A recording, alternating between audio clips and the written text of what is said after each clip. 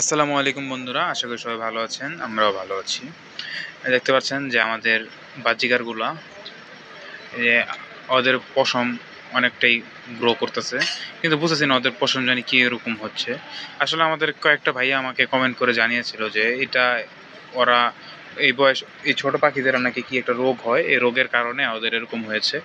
যাই হোক, আলহামদুলিল্লাহ আমি চেষ্টা করছি যে, কারণ আমি তো ওদের যে অবস্থা কিনছিলাম ওই অবস্থায় কিন্তু অনেক অবস্থা খারাপ ছিল, হয়তো ওরা ওইখানে মারা যেতে পারতো। আলহামদুলিল্লাহ যে ওদের আমি পরিচর্যা করতে পারছি, আল্লাহর কাছে শুকরিয়া। মাশাআল্লাহ ওরা এখন আলহামদুলিল্লাহ অনেক ভালো আছে। আসলে আমি ওদের কোনো বিজনেসের জন্য আনি নেই, ওদের আমি জাস্ট ভালো লাগে। এই পাখিগুলো আমার এই জায়গায় থাকে, ওরা তিনজন মারামারি করে, চেঁচে করে, এগুলো আমার ভালো লাগে। আলহামদুলিল্লাহ দেখতে পাচ্ছেন পাখিগুলোকে, এই যে দেখছেন মারামারি করতেছে। আসলে এই মারামারিগুলো দেখার জন্য আসলে আমি পাখিগুলোকে আনছি।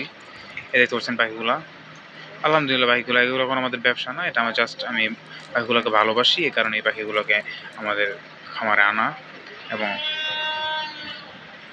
আপনারা দেখতে পাচ্ছেন আমাদের ফিঞ্চ পাখি দুইটা, এই ফিঞ্চ পাখি দুইটা বুঝতে পারছি না আসলে দুটো জোড়া মিলছে, কিন্তু দুটোটা এখনও কোনো এদের কাছ থেকে আমি কোনো রেজাল্ট পাই নাই এই নতুন মাদিটা আনার পরে।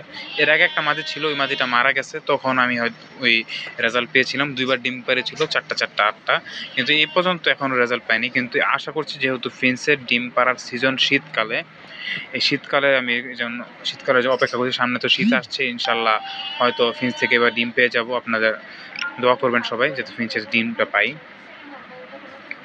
আসলে দেখতে পাচ্ছেন এই যে আমি ওদের একটু ডিস্টার্ব করছি, ওরা একটু নড়াচড়া করছে। আলহামদুলিল্লাহ যে ওরা দোয়া করবেন আপনারা যাতে ফিঞ্চ পাখিগুলো, দেখতে পাচ্ছেন এই যে ওইখানে ওরা কিন্তু বাসাও বানাচ্ছে, এই যে পশম টশম নিয়ে ভিতরে রাখছে। দেখতে পাচ্ছেন এই যে ওটা। আশা করি ভিডিওটি ভালো লেগেছে, ভালো একটা লাইক করে দেবেন এবং পরবর্তী ভিডিও